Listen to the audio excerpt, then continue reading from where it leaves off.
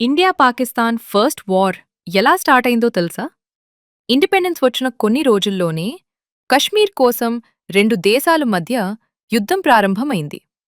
1947 ఆగస్టులో ఇండిపెండెన్స్ వచ్చిన తర్వాత ఇండియా పాకిస్తాన్ సెపరేట్ కంట్రీస్. కానీ కశ్మీర్ ప్రిన్సీ స్టేట్. రాజా హరిసింగ్ కశ్మీర్కి రాజు. 1947 అక్టోబర్లో పాకిస్తాన్ నుండి ట్రైబల్ ఫైటర్స్ కశ్మీర్లో ఎంటర్ అయ్యారు. సిచ్యువేషన్ సీరియస్ అవ్వగానే రాజా హరిసింగ్ ఇండియాని హెల్ప్ కోరాడు. కానీ ఇండియా ఒక కండిషన్ పెట్టింది.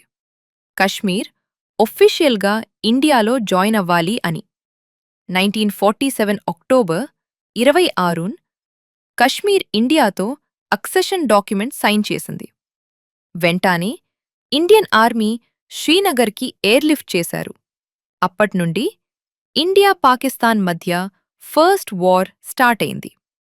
ఈ వార్ 1 year పాటు జరిగింది. 1949 జనవరి 1 యునైటెడ్ నేషన్స్ మీడియేషన్తో సీజ్ ఫైర్ అనౌన్స్ చేశారు.